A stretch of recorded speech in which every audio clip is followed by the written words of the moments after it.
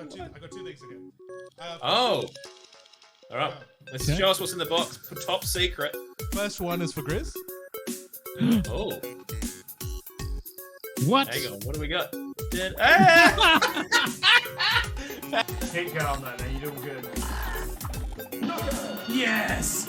Dude, you punched the fuck out of that, man. Holy fucking shit! So good. Yo, Captain Pear. I didn't know what was going on there. Man. Fucking got him. Fucking got him, dude. Holy shit. Dude, good game. Fucking good game. Are you ready? I knew it!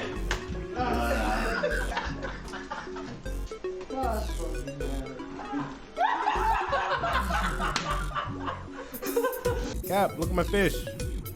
Oh, wow. It's my little bite. Ready? Bitch. Always steal those kisses from you. Always have to steal those kisses from you. Always have to steal those kisses from you.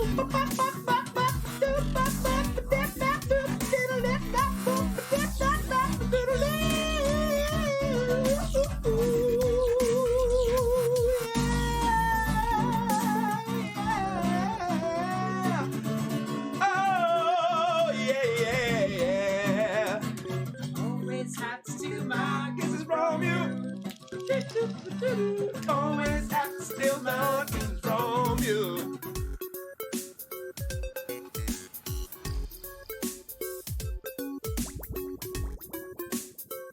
I got two things again.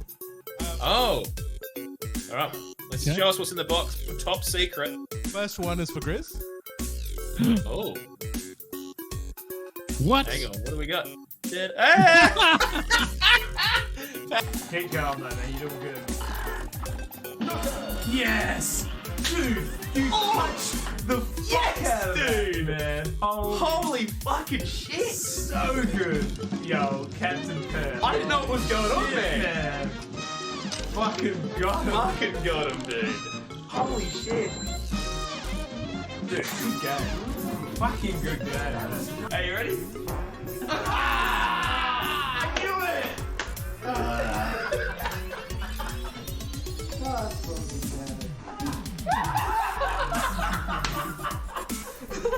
Cap, look at my fish. Oh, wow. It's my little bite. Ready? Bitch. Always have to steal those kisses from you. Always have to steal those kisses from you.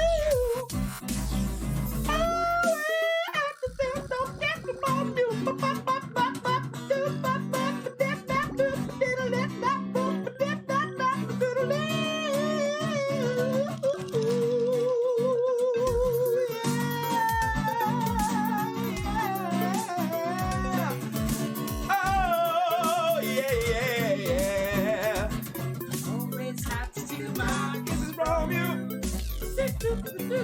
Always have to steal my kisses from you.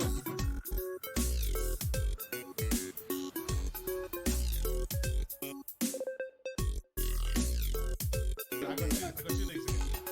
Oh. All right. Let's show us what's in the box. Top secret. First one is for Grizz. Oh. What? Hang on. What do we got? Keep going, man. You're doing good. Yes! Dude, you punched the fuck out of that, man. Holy fucking shit! So good. Yo, Captain Pear. I didn't know what was going on there. Man. Fucking got him. Fucking got him, dude. Holy shit. Dude, good game. Fucking good game. Are you ready? I knew it!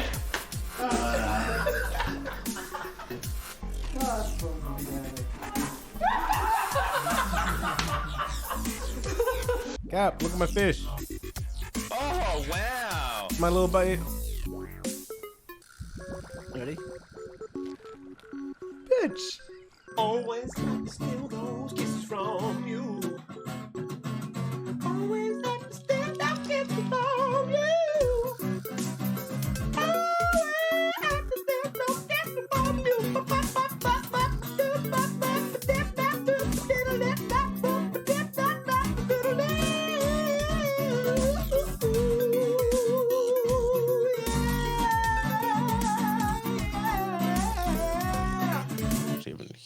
Shit, G'day. yeah, let's go.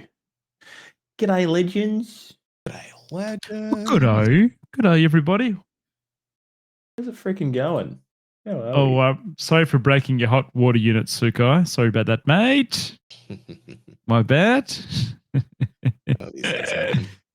They do. Could not. How is everyone? You guys good? Doing Yeah, doing fucking great. bloody good. Did Ted do a big poo, Cap, before we get on? Massive one. Yeah? Fucking everywhere. Yeah. Required Shit. immediate assistance.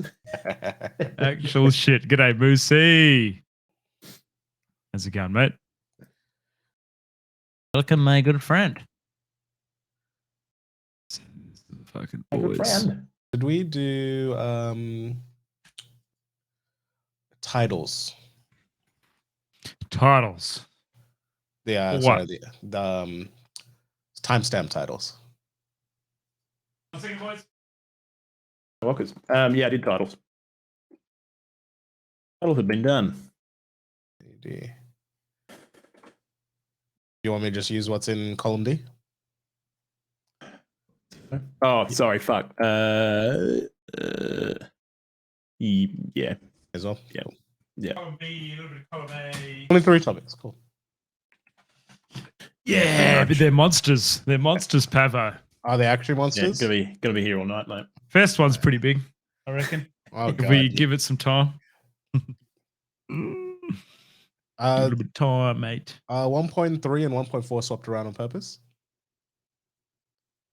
I wasn't paying attention to that. 1.2, 1. I think it's all right. Cool. They can go in that order. I think. Right. Right. Y'all want to crack it? Yeah, again. Yeah, G'day, cracking. Pix. Nice to Good see you, job. brother. G'day, Pixel. Sorry, Yeah, I'm a bit- fuck. How's the Yeah, fucking legend. Pixathon going, mate? Kicking goals? I was in there the other day, mate. Fucking Me awesome. too. Went in there, gifted a sub, and then fucked off. Did some work. It was a good time. All right, the meeting I said I had to sit in just got bumped to 7:30, so breezy. Fucking what? Hell That's yeah. before anyone even starts work. Oh no! In 20 minutes. How did we just cop a massive influx of viewers? What happened? I've got to listen to a meeting in 20 minutes. Man, I got botted on Kick the other night, boys. Did I tell you that? What's Yeah, up? what? I got Got botted on botted. Kick. Oh, Yeah. shit, yeah, let's go. I got botted on Kick. Get it. Fucking gained 100 follows and like heaps of fucking Sweet. chatters and shit. Nice. Yep. Okay, I'm getting a phone call too. Shit. Cap's getting botted. Botted. Cap is getting botted. Are y'all ready? We already said you already said you were Yeah, ready. I'm good, Oh, mate. shit. I forgot to click record. Oh, there you go. All right. Counting it down in 5, 4, 3, 2.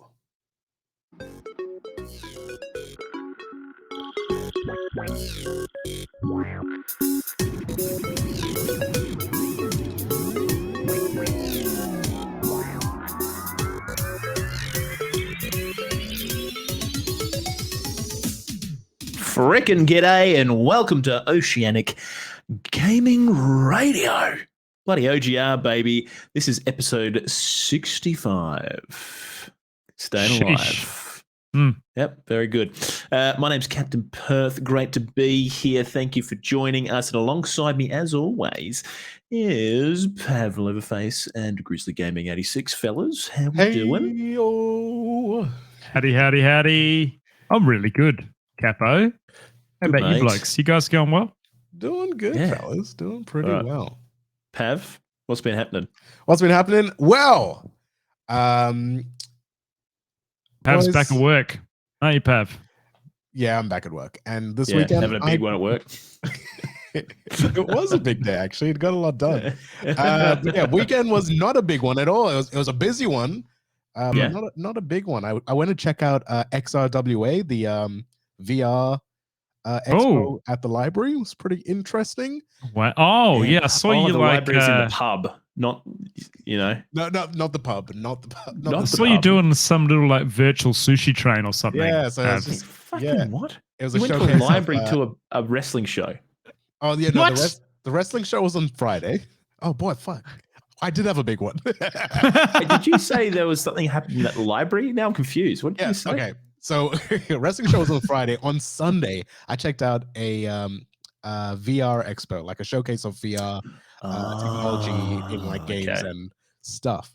I think I got my wires crossed. That was at the State Library. Yes, right, with did you. Did a quick walkthrough there with some cool virtual. There's some, what was it? AR, like Augmented reality. Yeah, some augmented reality Yeah, stuff. That like sick. sushi thing. Really interesting. But yeah, didn't get to play around too much because I had a big Pixel meeting. That's for those tuning in week to week. You know that I'm involved in Pixel, and the boys are gonna be at the show this year at a big panel called what is it called? Do you remember?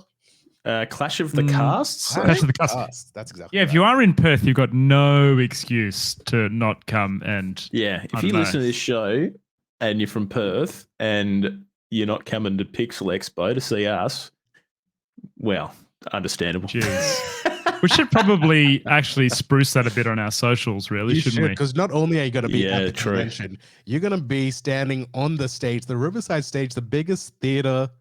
Oh, in Perth. Jesus. Kath and Ever. I in the Wow, flesh. Christ. I think the That's last right. time we were on a stage like that together, which wasn't even really a stage cap, was probably RF Land talking shit. Yeah, that would Potentially. that would be 100% correct. That was and that was a while ago. Those were the olden days, mate. That was The well olden days. before having babies and shit like that. So Yep, long before Hey, freaking OGR day. was even. oh yeah, big time well before More. OGR. Yeah, Hmm. wow, gee whiz. When Oh, that's OGL was cool, just a Pav. twinkle in our eyes. Dear Lord, I don't even want to think about how OGR came to It was actually fruition. birthed at my birthday, wasn't it, boys? I'm pretty sure that's when it God. came to light, wasn't it? We actually spoke about it at Cap's birthday before Cap knew about it. Yeah, is that right? And then I was like, guys, we should do a podcast, and you guys were like, Funny that. guys, we've been fucking talking about this already. Here we are, 65 episodes later. Now, Pav, Yo, so with the augmented reality, I'm kind of curious about this. So you were wearing a headset? Was that Yeah. the go? so it was a Yeah, okay. headset and it was like clear glasses, but then there was like a see-through screen in between, so you can see, so you can see what you're Oh, picking up right. and stuff as well. Did it react well Right. to like your hands and shit, like Look. and distance, It reacted better than I expected. but not amazing? You don't sound sold on it. No, Pav. it wasn't amazing, but it was very cool technology. It was also like dependent on your eye tracking as well. So like when I turned my head, it like fucked up. But So, Yeah. Pav, Like, is the idea that they're going to incorporate this into glasses, mate, or something, or what? look, what's the- look, real talk. I was at the EXO for all of maybe 25 minutes. Right. But, so I didn't Do you know get to have what a the good chat with headset everyone. was? Was it like a specific type? It didn't look like anything I've seen before. It could be Okay. like yeah, no, I'm not sure. It didn't look like, Because I wonder if it was like anything one of those Microsoft, is it Google Glass or recent. It Microsoft wasn't a Google Glass? Glass. It was pretty chunky. It didn't Yeah, look okay. like the Google Glass. Yeah, Maybe it it's almost just like a looked little like a homemade pair kit. of fucking Yeah. goggles, mate. Like, Yeah. you know, Safety goggles. Yeah, Yeah, it safety looked like goggles. it almost looked like the Vive, but with like a clear glasses. Yeah, sick. Yeah. Yeah, that'd be cool. I mean, we've kind of we're almost there with like, what was it? What's the Apple one called? Vision or some shit? I can't remember what yeah. yeah. I can't remember what Apple's version of VR is, but that almost seems like kind of AR-esque, So pretty cool. agree. Oh, well, rad. Yep. And how'd the wrestling go, Pav? That wasn't Yeah. at the library. That was not at the library. That was at Seasonal Brewing. Shout out Seasonal Brewing. Bloody good folks out there. Where's Season Brewery? That they are in Maylands. very Maylands. good. Dude, Solid Season Brewery beers. do some excellent beers. Oh yeah. And I'm a Really kind good of beers. a basic bitch beer drinkers. Like I have a lot of lagers. Yeah. But they're bloody delicious. I tell you that. Yeah. Yeah, absolutely, mate. Big time. I think one of my personal favorites, they've got a like a seasonal hazy, which Ooh. not seasonal, sorry, sessionable hazy, Professional, yeah. which, obviously you can have more than like one and not kind of be on your ass, which, it's pretty easy for me these days because I haven't been drinking an awful lot recently. So it's nice to, take it down a notch. But But yeah, fucking oath. That's awesome, man. Grizzo, what about you, mate? What have you been up to? Well, right now I'm up to just thanking Aussie Noob for a massive raid. Thank you very much, Noob, you bloody legend. Yeah, you big man. But Cap, apart from that, I went to a mate's house on Friday night, some school friends, and we had a couple of beers, and we played some Overcooked. You ever played that 4-player, Cap? Yeah. Did you play 1 or 2? Good question, mate. I think it was, I don't know, maybe it was number 2. I'd never played this one before, so I'm assuming it's a sequel because I played it very early on. I'm pretty sure with you actually on that. Yeah, I was going to say, we played that a while ago, didn't we? We It's did. a hard game, hey. It kind of, oh man, you it hit a was certain point and it just goes fucking. Whoop. We were like, as soon as you're a couple of beers in, and it's like you start getting angry at each other. So we had one bloke that kept accidentally picking up the fire hydrant and just like spraying the food. Yeah, accidentally, I bet. Accidentally, yes, exactly. But apart from that, mate, I've had now 3 weekends off in a row. This weekend as well is off of no gigs, so that's been kind of nice, mate. Just Shit, relaxing and hanging out, it's time with the family. So yeah, that's wicked, mate. Big fan of can't that. complain. Yeah, nice. And you've got a few gigs lined up. We have one next weekend. Actually, got a double header coming up, Cap. We've got a new venue in Perth, an Irish bar, and then actually, they're both Irish bars. So we're playing. Sounds like we keep booking ourselves into Irish venues, mate. Yeah, we've got a type. Yeah, must do. Yeah, awesome, mate. That should be great. What's the biggest what's the biggest crowd pleaser in your set at the moment? Do you reckon? Oh, it's hard to tell, man. Some of them you wouldn't expect would go great that are amazing, but anything Van Morrison seems to be very well received. So Brown Eyed Girl is always a banger. Yeah. And the other one that is a banger is what's that Violet Femmes song? We go Bliss from the Sun. Bliss from the Sun. Bliss from the Sun's always a crowd favorite as well. Oh, dude, we've also started playing Teenage Dirtbag, which really surprisingly goes very well in a pub scene. Not surprised, dude. That's such a coming of age for a lot of people, that song. Absolutely. Yeah. Not that it's one of my personal favorites, but you belt it out when you had a few tins and you're with all your mates. True. Classic. Yeah, now we want to learn a Taylor Swift song, Cap. Have you got any suggestions, mate, for a Taylor Swift song we could cover? Man, honestly, you are asking the wrong fucking person. I could not even tell you one Taylor Swift song. I literally could not. Yeah, there you go. If you had a knife to me and were like, you need to say a Taylor Swift song right now, or you die. I think I'd be fucked. You'd be done. Cool. I'd be cool. I think that's probably a good thing, Cap. I reckon you might have to get Mr. Brightside going as well, mate. Yeah, that would be an absolute pub classic. The other one that goes very well is that Jimmy Eat World. The middle is really good as well. One. Yep. Classic. It's a great song. Anyway, enough about me, Cap. More about you, mate. What's been happening on your agenda? Well, what did I do?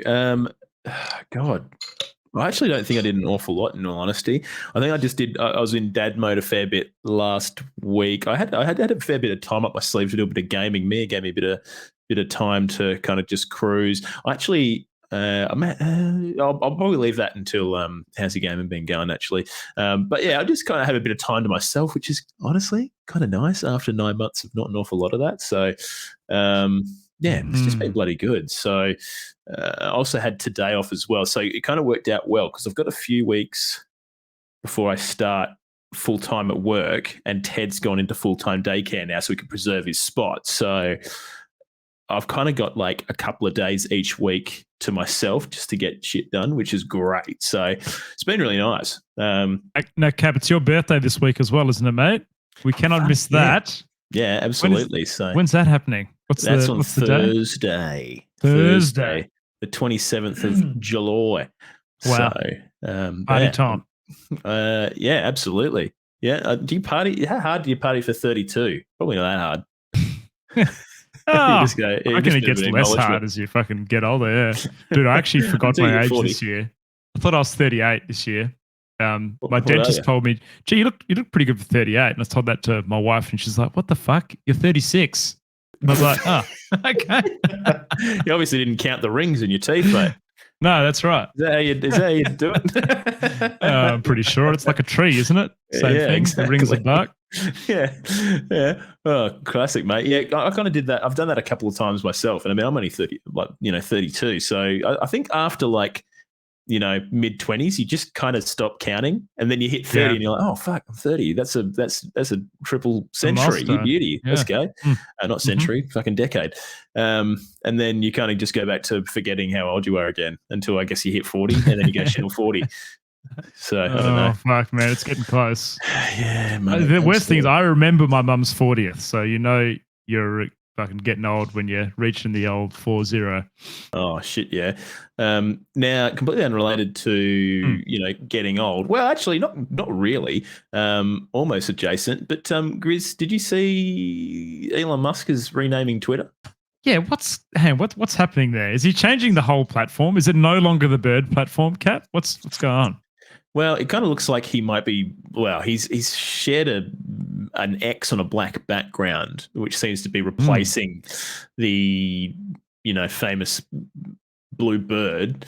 Blue bird's But gone. we don't know the full kind of extent of what's going on. I kind of think what's happened is Meta came out with Threads, which is like a Twitter competitor, and I think there's some kind of stuff on the horizon in terms of Twitter's fiscal year results, in terms of advertising and I guess just numbers generally, in terms of onboarding of real human beings rather than just bots. And so I think they thought, well, let's do a bit of a rebrand to see if we can kind of lure people back onto the site, give it a fresh lick of paint, I'm guessing, and kind of go from there. Wow. So, but yeah. I just even gave it a Google, and the first thing that came up was this guy, Alex Cohen, who said, I was laid off from Twitter today. I was the designer in charge of our new rebranding to X. So it sounds like it's a fucking real thing, mate. Well, I mean, that Twitter is such a fucking tumultuous fucking nightmare of a place right now, really, isn't it? I can only imagine what it would be like to work at Twitter at the moment, with just how haphazard it is, really. It just seems like anytime Elon has a rough idea, he's just like, yep, do it, let's go. No real kind of...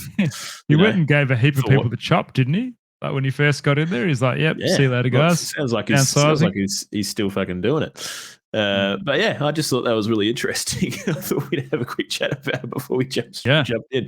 But he also said that he has an ambition to create an everything app called X by 3 to 5 years. So I'm guessing he kind of wants to do what Meta's done in terms of ecosystem, right? Like have your Facebook, have your Threads, have your Instagram, have your WhatsApp. So I think that's probably where he's going, really. But I guess business we'll idea, see. boys. Let's rebrand to the X podcast ahead of Ooh. this happening to get a couple of extra clicks. I actually recall quite a few years. He's actually been talking for a few years about making an app called X to mirror the WeChat app that China has. Which does like social media. It has eBay. It has messaging. It has YouTube. It has like literally like it has everything. All the things. Dude, that's kind of okay. Well, I mean, in all honesty, like I think that's easy to do in China, not so easy to do here. Like that's why everyone does everything separately, because it's incredibly difficult. I mean, even Google can't maintain that many services properly. Like, yeah, it'd be interesting to see how it goes. But yeah, anyways, there you go. X.com. Apparently, Mr. Musk bought that in 2017. Interesting. Yeah, cool. Anyways, but yeah, well, just let's dive into it. House rules, as always. Thank you for freaking being here. Bloody appreciate you. Go and tell someone about us. Your mum, your nan, your dad. I don't give a shit. Just tell someone. It'd be great. A bit of organic, movement tendrils. So we'd really appreciate it if you could let someone know about this podcast, whether it be, you chuck them on the twitch.tv/Oceanic Gaming Radio link, and you come and watch this thing every Monday night from 7 p.m. AWST, such as freaking legends as Erij and, the Aussie Noob, Sukai, Moosey, legendaries, freaking legends. So, Bloody legends. Yeah. And Fancy Badger. Or, if you're listening, via Spotify or iTunes or wherever else it is, just freaking send them a link to the bloody podcast. We appreciate it.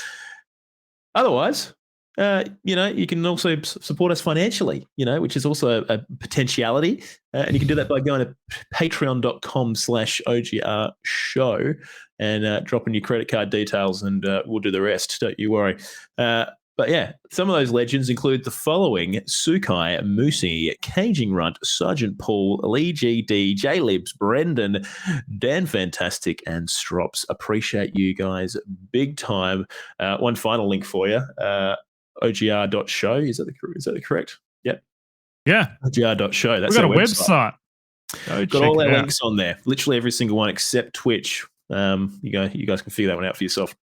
It also has a little tidbit right up about each of us. If you want to learn more about ourselves, you can. Oh yeah, big time. Capo? Yeah, really, real deep insights and hidden lore that you would never have known about us. So you only find it on that website.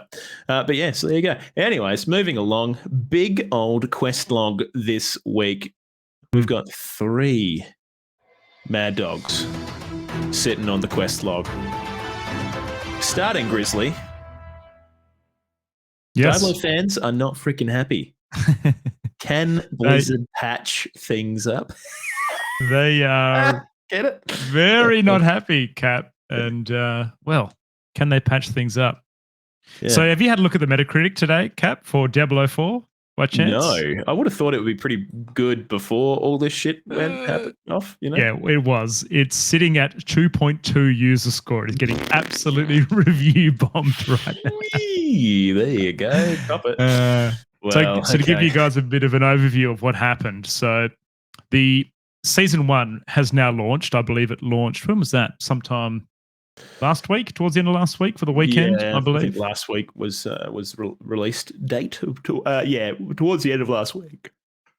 Pre-launch of the patch of season 1, the Blizzard released this very large patch, and the patch basically nerfed everything. So every class had a damage nerf. Survivability across the board was nerfed. Cooldown reduction was nerfed. And one of the easiest ways to get hold of loot, which was the Helltides and the Helltide chests, was heavily nerfed. As well as some other hidden little gameplay mechanics that didn't quite make sense to people at the time were also changed. And an example of that is the time to teleport out of the dungeon. And so once you finish the dungeon, the time to get out of the Nightmare dungeon was pushed from like 3 to 6 seconds or something. So double the amount of time. Well, I will get to this, Cat, because I've been listening to quite a few people's take on overall kind of the season as a whole and why some of these changes aren't really making sense. But long story short, I think they're just trying to waste people's time, Cat. This was my original gripe with the game, making you run around town. And we'll get there eventually. But there was a huge backlash from people because essentially people have been putting in heaps of hours, right, in prep for the patch, just trying to like figure out what class they're going to play. And all of a sudden, all of these nerfs came along, and they've been sinking hundreds of hours into their level 80s, 90s, 100s, and they felt like shit, basically, like big damage nerfs and everything else. And we talked about this, Cap, because this actually came out for the last episode, and I kind of theory crafted that, well, because there's going to be such a big power spike with the new season, that maybe they're just, rather than buffing the enemies, they're just nerfing the heroes. So when they get that power spike, you'll come back up to where you normally are. But that doesn't seem to be the case yet. So it's still quite weak in the seasons. Yikes! Yeah, I don't know. Like personally, I can't look. I think it is inherently difficult to, like, a game the size of Diablo. I think a lot of work goes into, balancing, 5 different classes and, literally virtually endless content. I get that. Oh, yeah, absolutely. I know it's not an easy job. I totally get that. But I think the worst way to balance something is by reducing the player's, strength overall. When you wind that back, it just feels like shit. I don't know why they do it. It's such a bad idea. And the only reason I can really think of is, there is stuff that we don't really understand about the code base of Diablo 4 and how they've implemented stuff. And maybe they kind of went a little bit too far in one direction and it was going to be too difficult or arduous to wind the content forward and Hmm. keep the player at the current level that they were at before the patch versus just wind the player back, cop a heap of shit, and then we'll just get on with it later. I kind of agree with you. There's definitely things we don't know, and the way the game is made. And an example of that, Cap, and I didn't know this. It's very interesting, but a lot of people have been asking for more stash space, and the devs actually came out and said, "Have you heard about this or not yet?" The fact that they have got stash space coming out. No. So every time you run into a player in an instance, it loads that player plus everything they have in their stash. So the devs have gone, we would love to give you guys more stash space, but it's actually not that easy. Wait, why does it do that? I don't know. I don't know why the game needs to do that, but it does. So it means that what the fuck? Yeah, essentially it's using stashes though. I don't know. Maybe there's some kind of like cheat mechanic around duping items or something with that. They didn't explain that part, but they did say that maybe. Yeah, we give people more stash spaces, then it's going to cause the game to lag when you're in an instance with a lot of players. So that just sounds so fucking wild to me. I can't believe that. That is mind-boggling. Okay, because they've kind of suggested that they've already said that they're adding an additional stash tab in the next sort of patch that's coming out or whatever. So. Oh man, that is honestly mind-boggling. I had no idea about that. I mean, from a development point of view, I can't imagine why you would want to load all the other players, because that's just like, I don't know. For me, kind of as a developer myself, kind of seems like a 101. Let's minimize the amount of shit we have to load. I mean, we're not looking at other people's stashes, so why are we loading that? But maybe, like you said, maybe I wonder whether it's there. In case you put stuff on or something, or I don't know. The thing is, like, all your loot is bound to you, though, right? You don't see other people's drops in the world or anything like that. So I just don't understand. There's no trading. What? No, I think you can inspect people you're friends with. Yeah, it's very bizarre. It's very bizarre. I don't quite know what that is. And you know what? Originally, I was kind of like, oh, here we go. This is going to be Blizzard saying, oh, you can unlock an extra 5 stash at the end of your battle pass as a reward on the paid battle pass kind of thing. But that hasn't happened. I can think of would be maybe maybe because they've loaded all the shit that someone could potentially have on their character, then they don't have to like ping a server to get the updated kind of thing from the server for that character. That's what I was thinking. If they were to put that item on, if they were to put that item on, then it's got to load maybe bits and pieces that happen with that, but maybe preloading it minimize making calls. I don't know.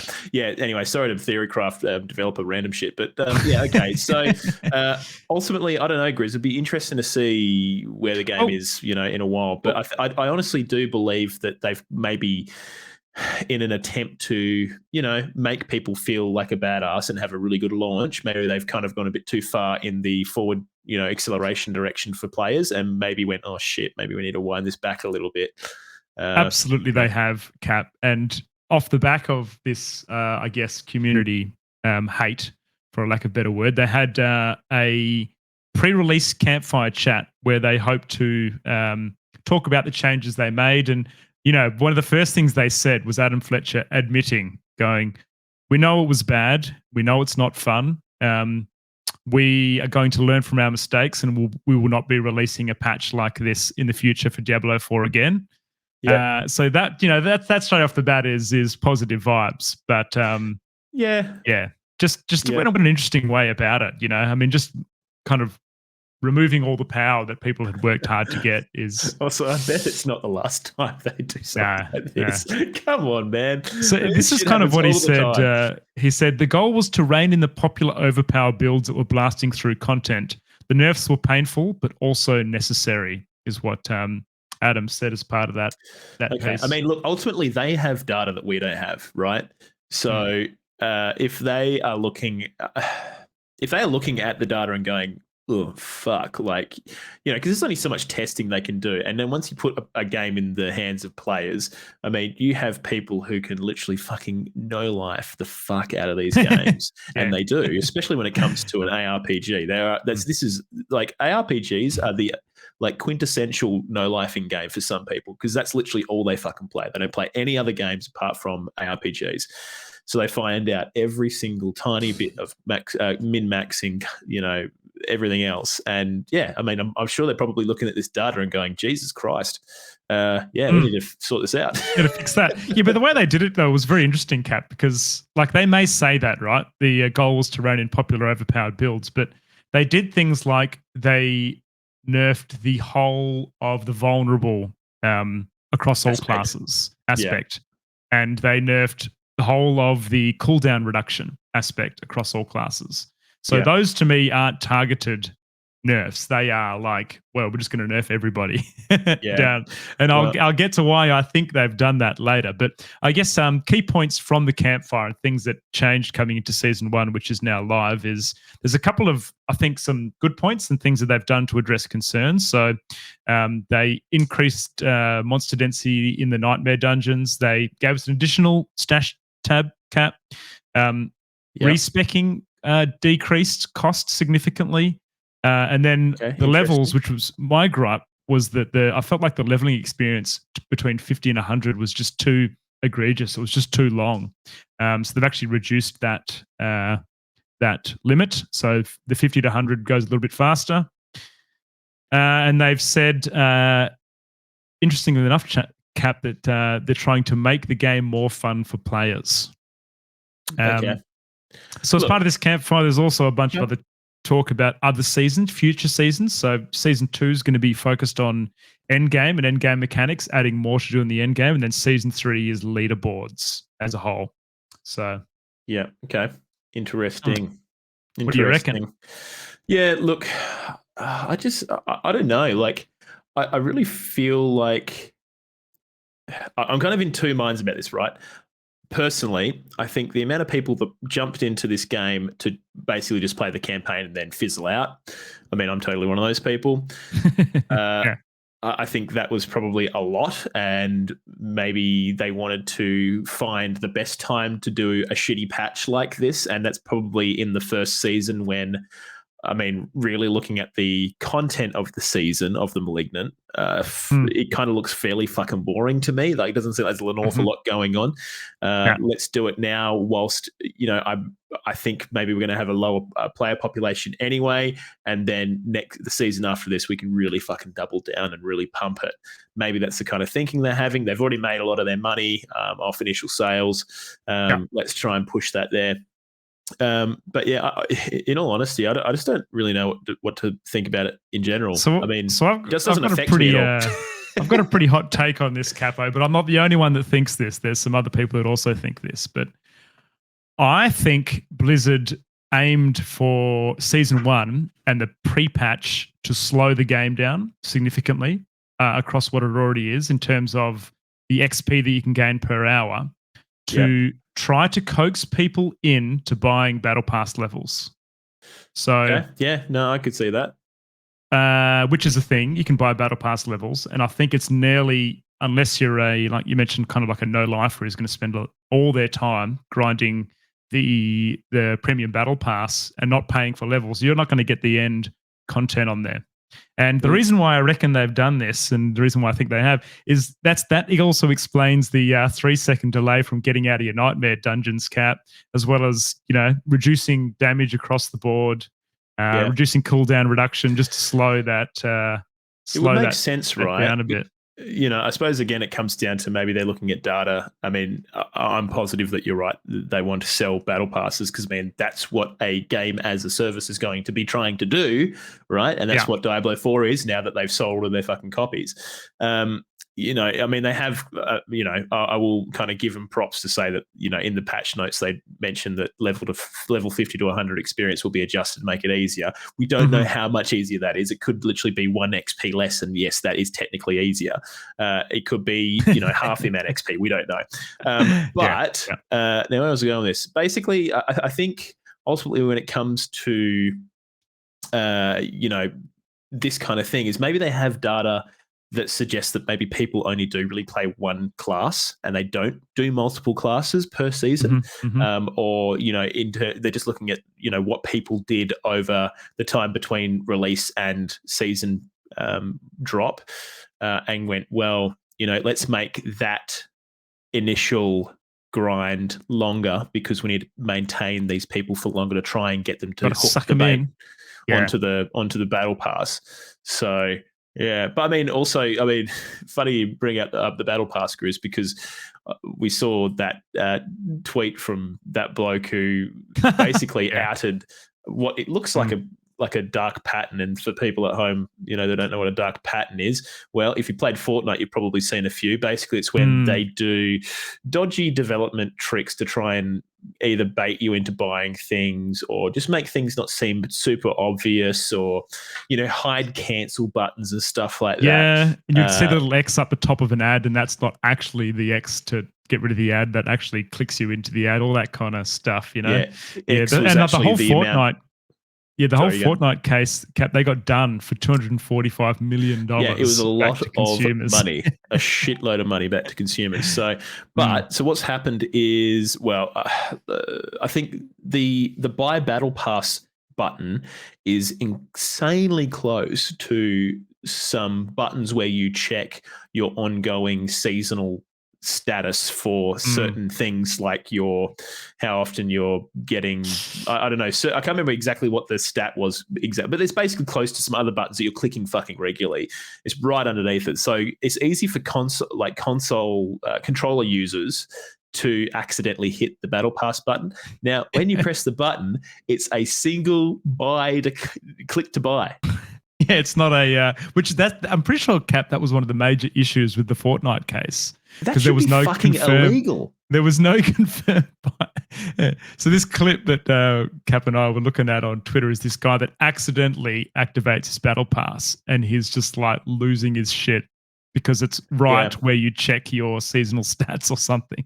Yeah. See, this is what I find that so fucking dodgy. Yeah. A, it's fucking dodgy, but B, if the season was more compelling to me, I probably would have jumped in and I probably would have bought a battle pass.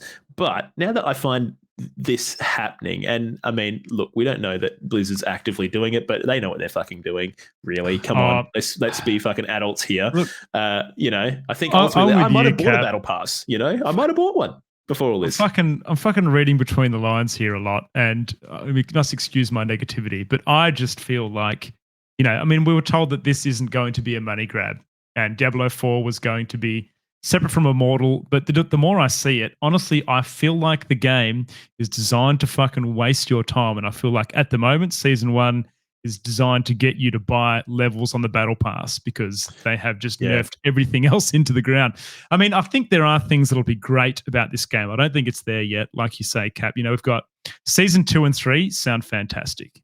I think having leaderboards is going to be fantastic for the game, but I do really, really hope that the devs have a look at the player base and how they are review bombing them right now, because I think they fucked that patch up big time. And I think they need to have a step back and find a balance between giving the players an enjoyable game that they enjoy and pushing people into buying the battle pass and levels on the battle pass, and find some middle ground there.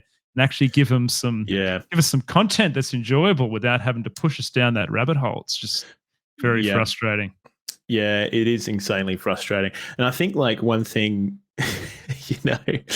one thing that, maybe we kind of fell for as well a little bit was, when it came to D4 and we compared it to Diablo Immortal, I think everyone maybe had the rose-tinted glasses on a little bit, like, oh, look, Blizzard won't fuck over their player base for their PC, for their flagship PC game. They won't do that. But look, I mean, it's kind of looking like they're pretty happy to do that, which is a bit sad, really. I think ultimately when you release on console or PC, I think you need to be careful because those communities are pretty fickle. And when you start doing shit like this, I think, hey, look at Overwatch.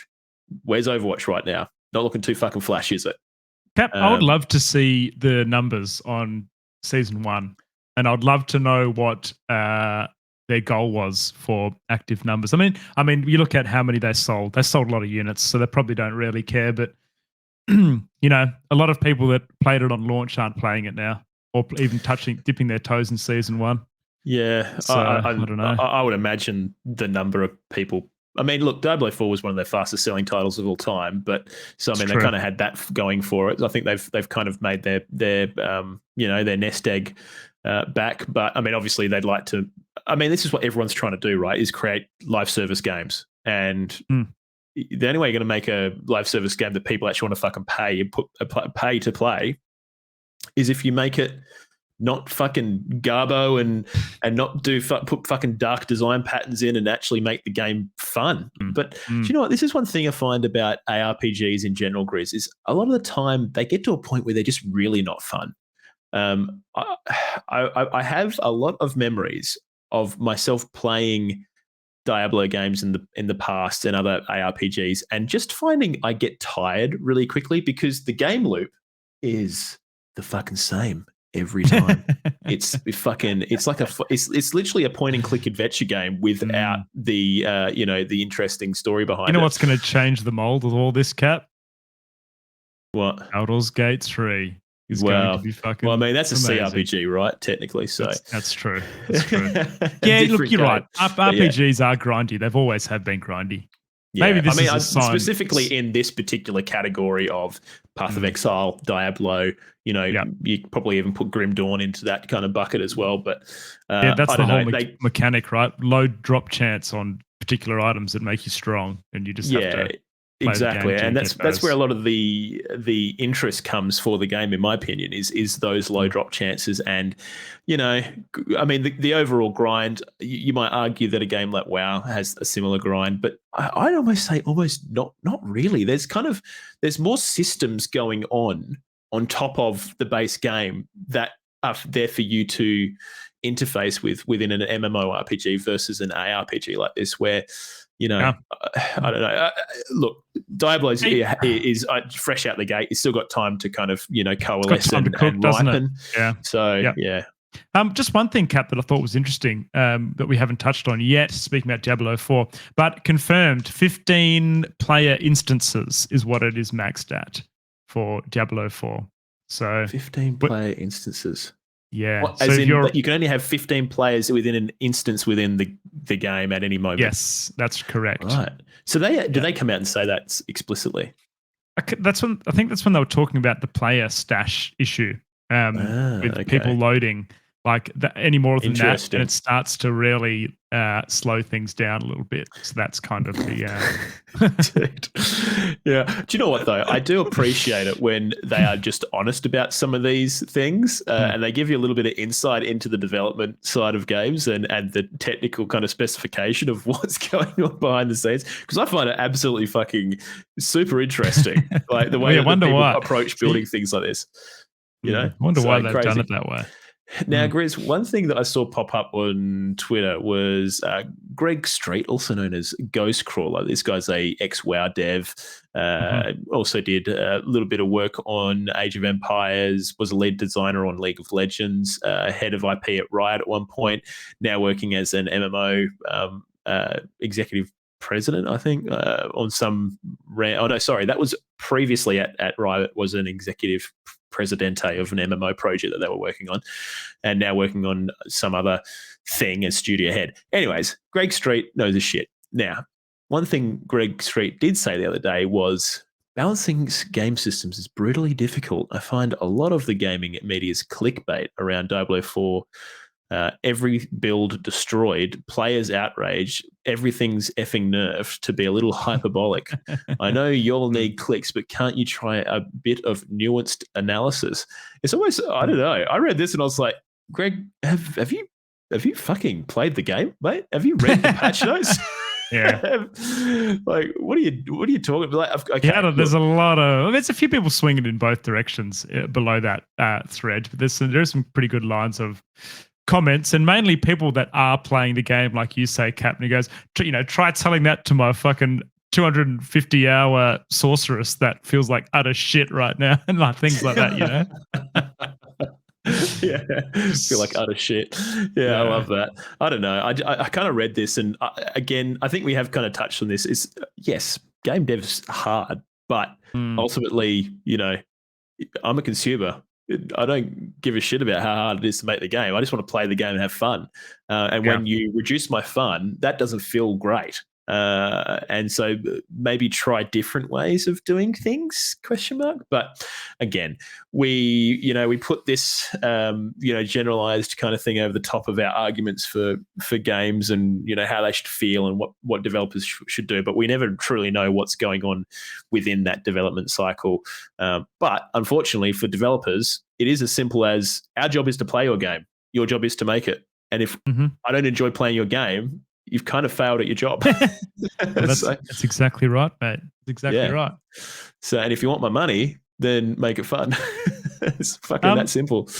Cap, I've just gone into the Twitter to check the poll, and yes, I believe while we're live, Twitter has rebranded. Yep, they've changed their branding. Yeah, I saw that before. I was going to say it.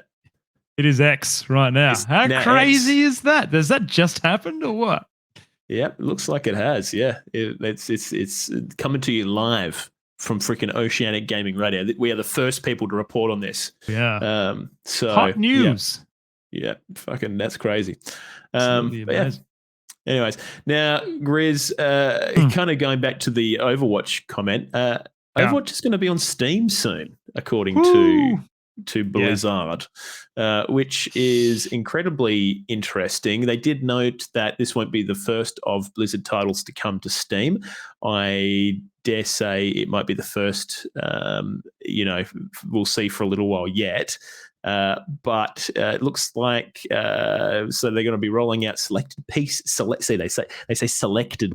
titles on the Steam platform in coming months, starting with Overwatch 2 on August 10th. I'm imagining those selected PC titles are the ones that don't make an awful lot of money. I'm thinking Overwatch, Heroes of the Storm. Do you reckon they're just trying to get a little bit more coverage on Overwatch 2, mate? What's the go there? Absolutely. I mean, look, ultimately, Overwatch is a IP that they own and, has the potential to make money, I guess. It hasn't done particularly well recently for reasons that we've discussed at great length. But I think the only real way to they just need to get this game potentially into the hands of more players, and they've gone, okay, fuck it, we'll put it on Steam. I wonder if they're looking at here, Cap, the numbers behind the Battle.net launcher, because I feel like Steam is by far the most, right? It is king, isn't it? Yeah. And Steam they must have some data on how that, because I only ever open my Battle.net launcher for, I don't know. Well, I guess that's a stupid thing to say, but for Blizzard games, and so had it for Diablo 4. But now I'm not playing that. Like I've just never opened it. So I wonder whether having maybe one of the best test beds of all time, and that was probably Call of Duty, right? Because Call of Duty came to Steam. Very true. And they probably went, okay, this is how many people playing on Battle.net, and then we've released it on Steam. How many more people did we get? And maybe they've figured out, okay, well, maybe we should do this. Why would you play it on Battle.net? I don't reckon anyone would play it on Battle.net, surely. Well, I mean, look, ultimately Blizzard wants to not post it out on Steam because they have to pay Steam a cut of all their sales. So obviously they'd rather do it on their own launcher. People would prefer to only have one launcher for many reasons, and so most people just only do Steam. It's just how people operate. I totally get it. Less bloat on your PC, etc. But yeah, I think ultimately, they've got data to suggest that maybe it's a smart decision. Will it work for Overwatch 2? I don't know. I think Overwatch 2 might be too far gone, in all honesty. Yeah. I'm sure they'll get a few. I think they'll get a spike. Yeah, maybe. Yeah. I think they'll get a little spike in player base, and I'm sure it'll look really nice for their investors before Microsoft inevitably buy them soon properly. But I don't know. It just seems pretty desperate to me. And absolutely. I'm very interested. Now you don't see the rest of their games coming onto Steam, Cap. No Diablo 4 or any others. Yeah. Well, do you know what? I could probably see Diablo 4 coming to Steam. Oh yeah. Yeah, and the only reason I say that is because I think Diablo 4's player base is going to shit the bed in the next 6 months. And I reckon what happens is, again, we don't know what selected PC titles are going to be coming. They've said selected PC titles. So we know, obviously, Overwatch 2 is coming. I honestly reckon Heroes of the Storm will come to Steam. And maybe is that game still alive, Cap? Can you still go and play Heroes of the Storm? You can. Yeah, but I mean, Okay. it's just in caretaker mode. And, Yeah. you know, people, I think you can still buy shit in that game. So, I mean, it's in their best interest is to keep servers up so people hopefully buy shit. Not that you can play. I don't think you can really play in Australia anymore. Yeah, I because did. I remember everything's getting the overseas. horrific wait times last time. I wonder if we could Yeah. queue SEA or something and figure that out that way. Oh, doubt it. I tell you what, though, if it comes back out or on Steam and you know some servers go up for SEA, I probably will give it another crack because I really enjoyed that game. That was a fun game. Super simple, but a lot of fun. But yeah, I don't know. I guess we'll see what other shit comes out on Steam according to Blizzard. But I mean, in terms of more recently, Blizzard announced its second quarter fiscal results, and yeah, I mean, you can almost imagine what it kind of read like. Yeah. You know, Overwatch 2 not doing too fucking great. Declining. Diablo 4 went completely fucking crazy. I mean, we know it was literally it is their highest selling video game of all time. And WoW's just fucking doing good. Yeah, well, it's you know, cruising, just hey, ticking along. apparently. You know, Yeah. I think WoW's just one of those games. It's like, you know, if you play, WoW's kind of got the same vibe as like, you know, there's a certain amount of maintenance players that just are always playing WoW because it's just their game. You know what I mean? And it's the same as like ARPG players. It's the same as people who play like Final Fantasy Online, all that kind of shit. Just kind of becomes your game. Just sink their teeth into every bit of content there is to play. That's Yeah, true I with their think a lot of that's seasons and stuff, community. don't they? Cap as well. Yeah, absolutely. Their major patches help a lot with that as well. But I think, you know, ultimately there's just, you know, a lot of potential for community that people can get involved with in these games. So, but yeah, so I mean, those fiscal results kind of, you know, clearly highlighting, you know, some reasons as to why I think Overwatch 2 is probably coming to Steam. Not doing too fucking flash. Let's try and resurrect it, put some fucking defibrillator pads on it and fresh meat. Get in Gabe there, Newell to send a fucking 100 volts of steam straight to it to its heart. Yeah. So we'll see. I wonder how does it work for like payments through Steam? Like if they're buying, can you buy loot boxes? Overwatch 2? I don't know. I don't know. I wonder if Steam will get a cut on sales made through the platform.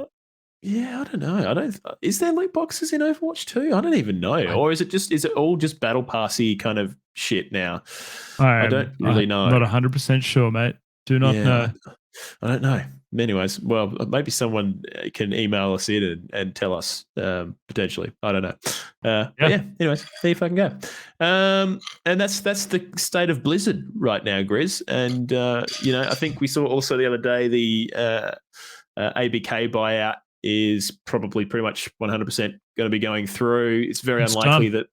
Yeah, pretty much. Like, I don't think the FTC's got much of a leg to stand on, according to a lot of kind of, you know, law critics and etc.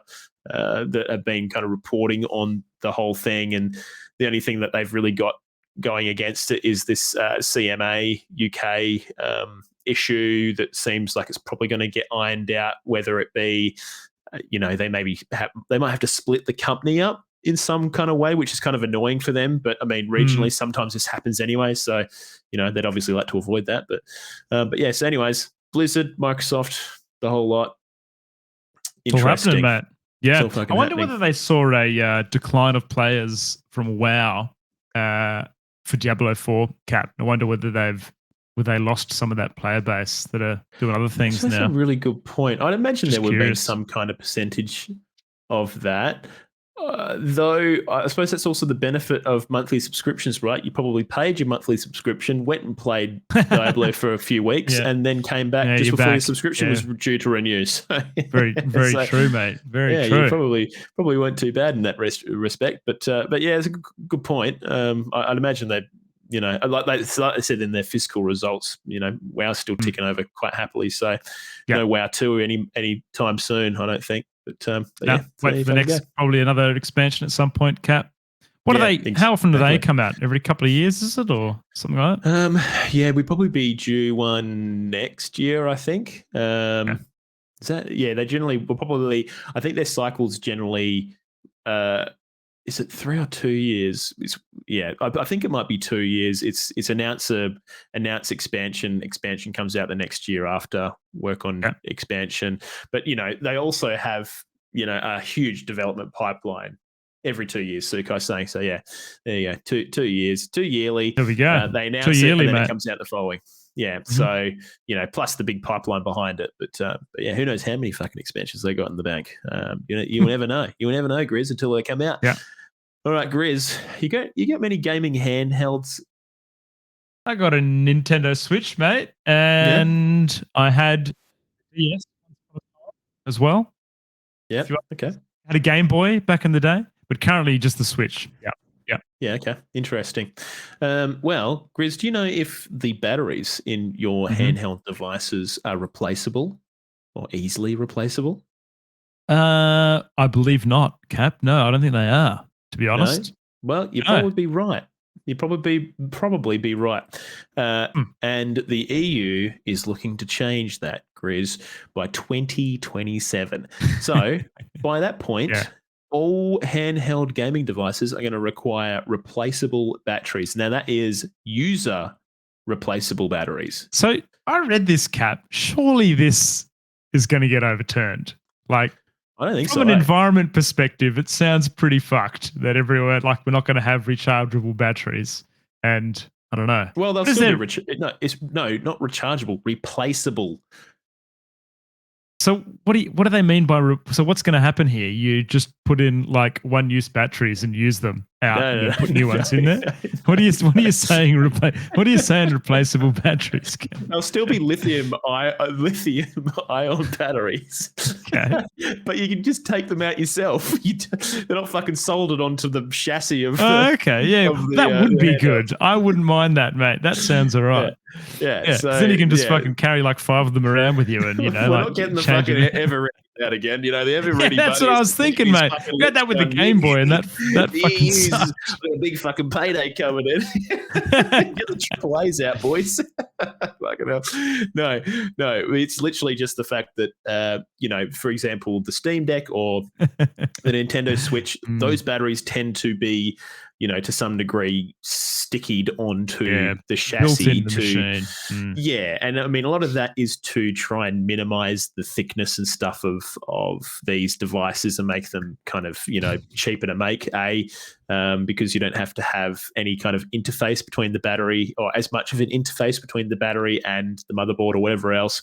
So now that's not going to be the case. But yeah, it's going to be, I think, generally a good thing. It's probably going to suck for the manufacturers, but it'll be interesting. I'm not too sure whether this applies to where it actually applies to devices. So, for example, the Nintendo Switch 2 is probably coming out in the next couple of years. The next couple of years will be before 2027. Presumably, those ones probably won't have to adhere to this new standard. And presumably devices being sold on the market right now won't have to adhere to that. No. Yeah, it says the regulation will likely face pushback from hardware makers, but it says will only impact new products.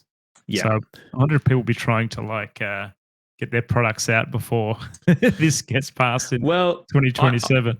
I imagine there's probably people that will be trying to do this. I reckon we might see a Steam Deck 2 before 2027. Really? Okay. Yeah, I don't know. It would just make sense to try and pump those out before that, because look, I don't know the exact economics of batteries and hardware manufacturing, but I can imagine that if you're shipping hundreds of thousands of units, and even if it costs you, an extra $10 to do this, that's still a lot of fucking money.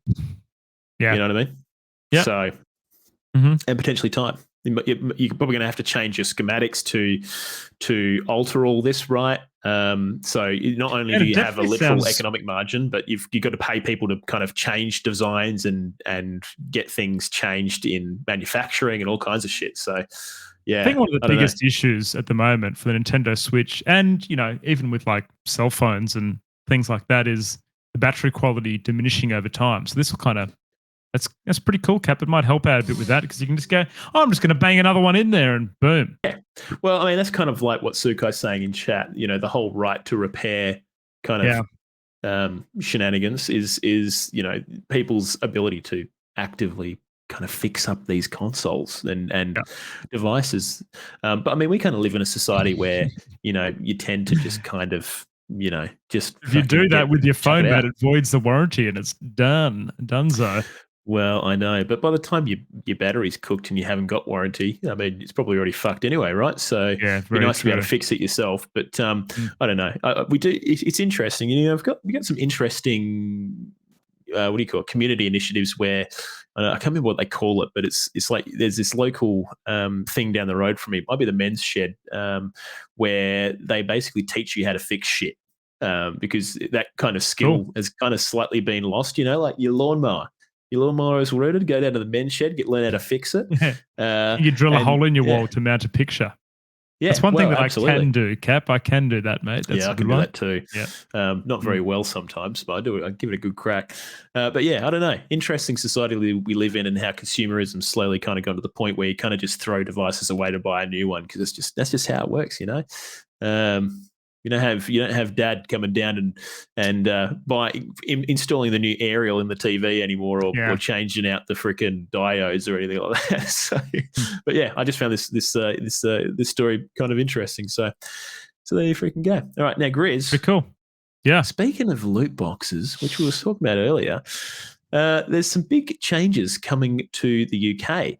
Now, a lot of these are guidelines around how loot boxes can kind of be implemented in video games moving forward.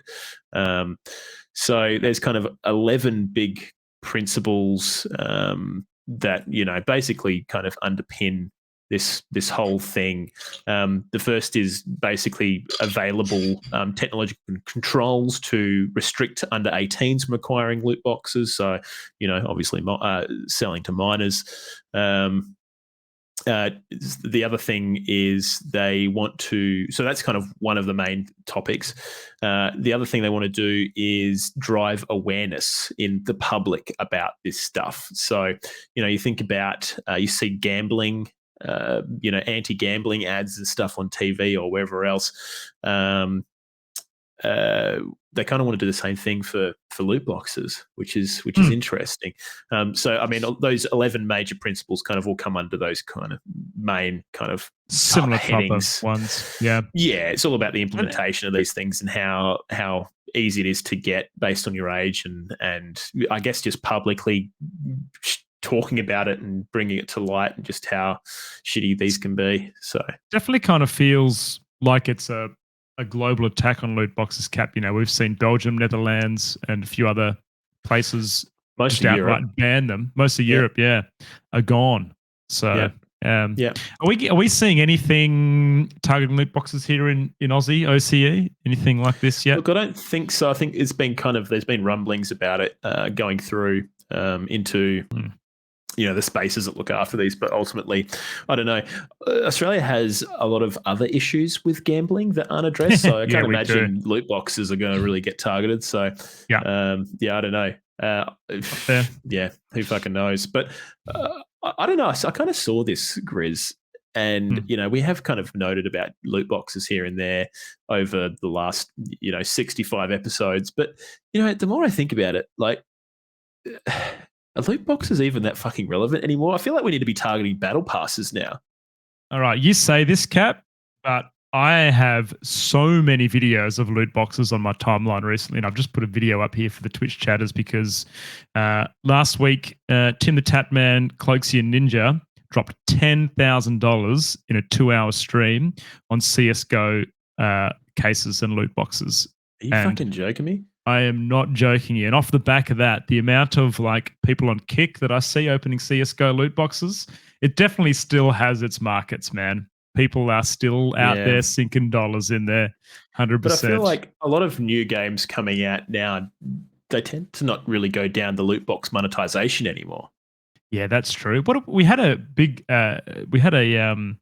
a good couple of years there, Cap. What was that Star Wars game? Was it Battlefront that had Battlefront had loot boxes? Yeah, had the loot boxes, and we had Overwatch obviously and a few others. But yeah, you're right. I feel like maybe in newer games we're not seeing it, but I think that maybe that's because of global legislation to stop and ban loot boxes. Probably is not an economic Yeah, viable. I think writing probably has been on the wall, but also I do wonder whether, ultimately when it comes to live service, I think battle passes seem to be a little bit easier to sell, and also community wise get over the line with positive kind of feedback. You know what I mean? Versus, loot boxes just are kind of fucking dirty, aren't they? They're kind of gross. Everyone kind of thinks that like, loot boxes are kind of fucking gross. Everyone knows they're kind of gross. Well, I don't know. Like, I think most people, when you think about like loot boxes, you just think like gambling, kind of, maybe not inherently, but I think just the whole idea of just like, in-game digital loot boxes is just kind of, just a big garbo, I agree. really. Cap, are those little Dota treasures considered loot boxes? Absolutely, they would be considered loot boxes. So I don't know whether this is the thing, but the Dota treasures in the fine print will tell you the chance you've got to get the rare items in there. Yeah, now that was because they never used to have to do that, but they had to do that in, I believe, China. They had to do it, and a couple of other markets, and I'm guessing that they just went, fuck it, we'll just do it across the board because, which is interesting. Okay. So do the CS:GO cases show the same thing on theirs as well? The chances. I actually don't know off the top of my head, to be quite honest. Yeah, right. Interesting. But yeah, kind of interesting. I guess for me, I think the most interesting thing is, will loot boxes be as in the forefront of our, I don't know, digital monetization landscape within the We're next not seeing 10 them years. for Diablo 4, mate. Well, that's a good point. Yeah. It'd be really interesting, Cap, to see. I just cannot wait to see in the seasons whether people are still buying the premium battle passes into the Diablo 4 seasons. I think they will be. And it'll be mostly people just wanting to buy cheap levels, right? Do you reckon they will? Grind it. Do you reckon people will continue to pay for those? Well, I mean, I think it'll come down to the actual kind of quality of the season. If there's a good season, people will buy a battle pass. I mean, look at Destiny 2. Like they probably sell a reasonable amount of battle passes. Do you even know what's in the battle pass this time around, Cap? Because I have absolutely no fucking idea what's included. I know there's the final thing is like a armor set that any class can wear, which I'm guessing is just going to, it's easy for them to do that because they have to make 5 different battle sets. Is that fucking Ninja in the fucking video as well? Yeah, it's Ninja. It's Ninja, Cloaksy, and Tim. They all dropped a heap of fucking money and just drinking White Claws and opening CS:GO loot boxes. Dude, I actually don't know why people watch this shit. Honestly, I just do not understand why people would just watch people blow money like this. They just fucking, I don't know. It's such an us and them fucking video. It's just gross. You're right. There's a bit, isn't it? Yeah. I actually do really like Tim the Tat Man, though. I think he's a fantastic fucking content creator. Funny bloke. I don't know. I'm just so cynical about content creation in general. But anyways, moving along, because that probably fucking triggered a few people. All right. Anyways, loot boxes. Loot boxes, baby. You may see them come to Diablo 4 once the battle passes could stop selling. Maybe we'll see we need to find a new instead. way to monetize this bad boy. But yeah, there you go. Now, Grizz, one thing we forgot to do earlier was one of these things. Where are we? Talking about the freaking poll, baby. Now, every week we ask a question. Now, how do we do that? Via twitter.com/OGR show, or is that x.com? No, you're right. It's still Twitter, mate. But I just wanted to freaking know that it's changed. Yeah, no. I wonder, does x.com go anywhere? X.com. Where does that go? That's going to take you to some. It goes to Twitter. No. X.com. If you type in x.com, it goes to Twitter. Oh my God, it fucking does too. Okay. You've cracked the code. If you go to x.com, I wonder if that works. x.com/OGR show. Holy fuck, it does too. If you go to x.com/OGR show, you can go and vote in our thing every week. Just go and follow us on that bad boy. X. Are we just going to call it X now? I don't know. X marks the spot. There's a good marketing campaign. Don't put 3 of those in there, okay? Do not put in triple X. No. I did see quite a funny tweet from Asmongold the other day saying, what do you call videos on X? X videos. Oh, yeah. Why does that sound familiar, Grizz? I don't know what you're talking about, mate. No idea. Neither do I. Anyways, so twitter.com/OGR show or x.com/OGR show. We do a poll every week. Go and follow us there and you'll find out when we post it. This week's, we asked the following. Last week, sorry. Diablo 4 Season 1 is live. If you brought the game, are you going to try out Season 1? Do you want to go through the results, Chris? Yep. So the options were yes. This is bad English by me. Sorry. I wrote this out very quickly. Yes, I am / will be playing. No, the game sucks. Or I want to see the results. We had a tie, Cap. We had down the bottom of the poll, 25% of the people said no, the game sucks. And then split in between the middle with 37.5% said yes, I am playing, or I want to see the results. So sounds like a couple of people were playing, mate. Season 1. There you go. Yeah. Also, no, fairly close, really. But I think the jury's kind of still out. I think people still need time to play the patch overall, maybe perhaps just to kind of wrap their freaking heads around it. Get in there. Very freaking interesting. All right, Grizz, I've got a question for you. Yes, mate. Give it to me. I'd like to know, how's your gaming been going, mate? Oh, yeah. Dude, my gaming has been absolutely hooting. It's been gaming. It's been great. So a couple of things. Firstly, I've been playing modded Terraria with my two brothers. And modded, dude, I tell you what, this is a game that just keeps giving Cap. I was harping on about how they keep bringing out new content. Well, it turns out there is also a massive modding community that sit behind Terraria that add bosses, items, NPCs, mechanics, basically anything you want. So that's been really fun as a co-op, relaxed game we've been kind of doing in the background. But on top of that, which I want to spend most of my How's Your Game and go and talking about, Cap, is Remnant 2 releases on the 26th of July, a couple of days. So what's that? Yeah. Wednesday. Yes. Yeah, not too far away. The 26th, that's the day before my birthday. Bloody hell, Is mate. it? Oh, Cap, mate, I'll buy this for your birthday if you like, mate, as a present. Oh, go on. Because I want someone to play this with, so that'll be my... That'll be a bit of a present for me and you. So I mean, hey, I'll play as often as I can, but I'll do my best. But awesome. That sounds great. Okay. Yeah. Anyway, to give people a bit of an idea of what Remnant 2 is. So Remnant from the Ashes 1 was released probably about, I don't know, it must be a fair while ago, a few years at least, maybe, I don't know, 6 or 7 years ago. Yeah. But it's slated, I guess, as a shooter that has, I guess, like Souls-like mechanics. And what I mean by that is you have a dodge roll.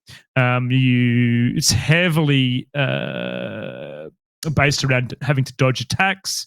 You're fighting these grotesque enemies and big bosses that are larger than life, huge big arenas, and have different boss mechanics that you kind of got to learn and dodge. But it's also cooperative. Now, the first one was okay, Cap. I did play the first one, 2019. Thanks, Sukai. So a couple of years old now, but it just didn't quite hit the mark in a couple of ways. I felt like the storytelling was a little bit lame, and the physical combat was kind of a little bit off. But from what I'm playing so far, it was just okay. What I'm playing so far for Remnant 2 seems like they have built upon what they created. So in you've Remnant actually 1. been playing it? Yeah. So if you buy the Ultimate Edition, which is like 105 Aussie, you get a couple of days early access. So I had some time on the weekend and I thought I wanted to talk about it today, so I'd download it and play. So I downloaded it and sunk about 3 hours in a couple of nights ago. And you get to pick a class. There is a bunch of different classes. And I think that's really cool because it allows you to, if you're playing in a group, there's a healer, there's kind of like a frontliner, there's a ranger. And similar to, I guess, RPGs, you have different items you can equip that do different things. You got all your slots, armor slots and everything else. And I haven't gotten to any bosses yet, but holy shit, I'm on the second difficulty, and man, like you really have to be onto the dodge rolling. And it's kind of a weird mechanic, but if you're looking down your sights using your ranged weapon, if you're not looking down your sights and you attack, you hit with a melee attack. And it's kind of hard to get used to, but you might be aiming down and shooting an enemy, and then they might do a ranged attack at you. You've got to get out of your aim down sight and to dodge away. But I've actually found it quite cool. So there is iframes in your dodge roll, so it did actually feel quite similar to what Soulsy? Soulsy, yeah, definitely. Yeah. And yeah, from all things said so far that I've seen for reviews, apparently the boss mechanics are really cool. The bosses are quite memorable and challenging. So Dude, sweet. I'm keen. Hey, it looks really good, and I think critics seem to be really flapping on about it as well. So seems like they've just done a really good of making a sequel. Good job of it. Sorry. Which a lot of it's sometimes it's really hard to capitalize on an initial game. Not that Remnant 1 was a fucking trailblazer or anything, but feels like based on what I've read from critics is that these guys have just kind of taken that formula and gone, okay, how can we just improve virtually everything in this game? Make it a bit and they've better. done it. Yeah. I will say some of the dialogue I'm already skipping through, but I think that might just be me. I'm not a really dialogue kind of guy. I was going to say, so someone else who might enjoy lore a bit more might sink a bit more time into that. Like I'm not walking around the town and talking to everyone to find out their stories and that kind of thing. I'm just trying to, get into the bones of the game. But yeah, it's so far it seems to be ticking the boxes. And what I'm really looking forward to, is getting another couple of people in that want to play it. And I think my brother, I think my Curdy will really enjoy this game. I think it would be definitely down his alley as a shooter. Yeah. Loves it. Yeah, kind of looking at it myself and thinking, this has definitely got Curdy written all over it. It does, yeah. Big time. Yeah, I think you'll like it. So Cap, that's what I'm going to give that a bit more of a tickle before the next episode and give maybe bit more of a well-rounded review on this. But so far, it's looking promising, mate. This is, for anyone listening, Remnant 2. So it is the sequel to Remnant from the Ashes, which was a 2019 release. Yeah, very cool. It's pretty good. Keep an eye out for it. Due out on Wednesday. Unless you get the early access mega bundle. But yeah, there you freaking go. Very cool. Grizz, you got anything else you want to talk about? Or is that that's the suite? That is me. I've been pretty busy, mate. I haven't had a heap of gaming time. Been playing a little bit of Dota. Actually, you have been getting back into a little bit of Dota too, Cap, which has been enjoyable. Yeah. And our friendship group as a whole is as well. The dad bods we call ourselves, but nice to pick that back up. It's been good fun. I've had a Final Fantasy 16 shaped hole in my gaming repertoire recently and haven't really felt like jumping into too much else. And so I've kind of just gone back to some comfort picks, and I say comfort picks very loosely when it comes to Dota because sometimes it's not very comfortable playing Dota. But it's been good. I don't know. I've just been enjoying playing a couple of my fave characters like Phantom Assassin and Jug and, that's position one life, Cap. Gee. Yeah, it's just the easiest for me to wrap my head around, and I don't have to try and multitask an awful lot of stuff. Just have to, last hit creeps and join fights when I've got a couple of items. So yeah, I don't know. It's been good. It's been nice getting back into it. Yeah, I don't know. The new season's pretty good. The new meta changes, enjoying those for the most part. So. But yeah, I mean, it's just good kind of catching up with some people that I haven't really fucking been able to chat with an awful lot. So play games. It's nice, isn't it? Yeah, it is very freaking nice. So how's the rest of your gaming going, Capo? How's the rest of your gaming going, mate? Now, the rest of my gaming has been pretty good. Like I said, I haven't really been playing much outside of Dota and whatnot, just because, once I kind of finished up with Final Fantasy 16, I'm just, man, all I want to do is play fucking Baldur's Gate. That's all I want to do. Have you wanted to download the content that they have now for it at all, Cap? Or have you been kind of staying away? Do you know what? I bought it thinking, I'm you know what? Fuck it. I'm just going to play it. But the more I think about it, more I'm like, nah, just wait till fucking release. Yep. Go then, and then we'll go from there. So, no, basically, I haven't dived into what's there currently, and kind of glad I haven't yet. So, but yeah, I mean, it is available if you want to go and check it out. But I'm going to wait till it comes out full release, which is like next week. Yeah, next week. It's like, isn't it like 2 days? Oh, hang on, I could be wrong. Have a look. It'll be a week from Thursday, mate. Is it really? Okay. Yeah, so that's pretty exciting. But look, what I have been playing is I've been playing a game called Viewfinder, which I actually tried the demo of this during the Steam Next Fest, and it's just fucking awesome. It's such a cool idea. So the whole gimmick of this game is a puzzle game. A lot of the time you're trying to find these little like kind of teleporter pads in these puzzle rooms, and you're trying to do certain things to try and get to these teleporter pads, whether it be kind of, energizing them with batteries or pulling levers to turn them on, or, some of them literally just are there. You need to get to them somehow. Now, the somehow of how you do these things involves you finding or making photographs, and then it's really hard to explain how this fucking works. I'm watching a clip of it. It's so confusing, dude. Inside the photograph, there is terrain. Okay. And you click the button, and then that terrain becomes where the photo is being held up in the game space, and suddenly that terrain has masked over the top of whatever was in front of you. And so now you're using, you go and take a photo of a staircase, and then you put that staircase somewhere else to get you up to another level somewhere. Or, you take a photo of a slope, and that helps you get from one place to another.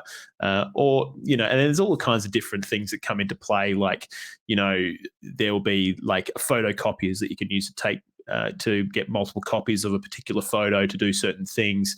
There was one puzzle I remember where I had to use this one particular photo over and over again to create a bridge. Just really cool shit like that. The story is fairly negligible. There's this like interstellar cat that runs around all these different levels telling you about what's going on, and basically the world's kind of going to shit, and you need to find some climate fixing machine within these weird and wonderful fucking puzzles. But I just think the way that this game has just this unique gimmick and presented it incredibly well, and in a very thought-provoking way in terms of the puzzle mechanics, it's just great. So if you kind of, the puzzles aren't insanely difficult, they're just insanely satisfying when you solve them.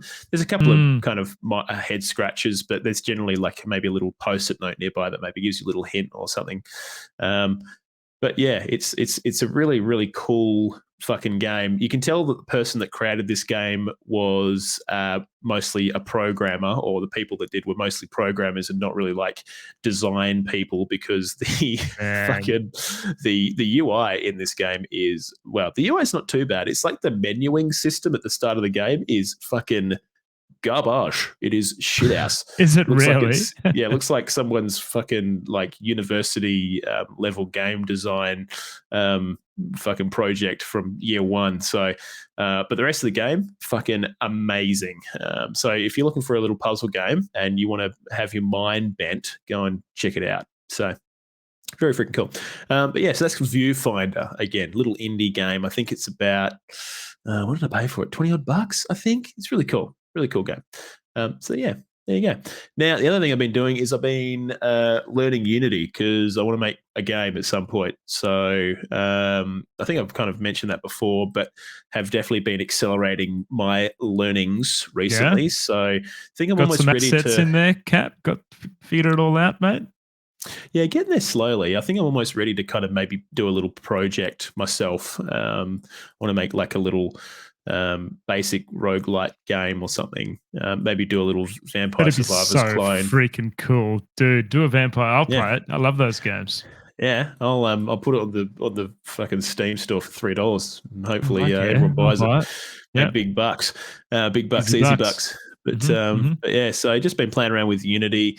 Currently learning about scene management and UI, but been doing a lot of programming stuff, which is where I kind of enjoy the most, I guess, doing the scripting and stuff of all the game objects. But yeah, it's a lot of fun. So watch this space. You might see a little Capo Productions presents. So yeah, there you go. But that was how's my gaming going? Very freaking good. Have you got any gaming? No, nothing. He's got fuck all. Pav's been playing a shitload of Minecraft, haven't you, Pav? Minecraft and more Minecraft. It's just been. How many hours of Minecraft have you got in the last week, Pav? No, last week. Oh, I don't even know. At least a couple few hundred. Wow. I've been playing with the Pixel Expo team in our meetings. So we all just been jumping into Minecraft and talking about stuff and working through like issues while we're just building a world. Yeah, love it. Which has been pretty good. That's a good way to conduct meetings, though, right? 'Cause people do that anyway. Yeah, and we're all bloody like neurodivergent. So Yeah. it's like it being a perfect like when we started it, our team meetings grew like double. That's ridiculous. that is brilliant. I love that. Love that so much. I'm going to keep that in mind for future meetings for my teams. I love it. Cool. Big fan. All right. Well, let's freaking kick this straight in the teeth. Rapid fire news. Let's do it. Brought to you by DJ Francesco. That's right. It's in the freaking game, ladies and gentlemen. DJ Francesco, thank you for your continued patronage, supporting this podcast with your just everything. Fucking love it. What a legend. All right, let's dive in, Grizz. Xbox and ABK have agreed to extend their merger deadline to the 18th of October, which is a few months away. To just finalize the sign on the dotted line. Initially, I think it was what was it? It was like a few days ago or something that they had to have had this deal wrapped up by. Otherwise, Xbox / Microsoft had to pay ABK, it was like $3 billion or something ridiculous.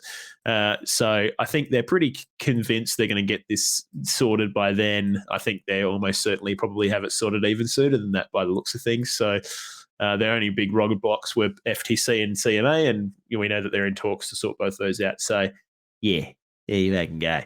$1 billion. Probably more. $1 billion.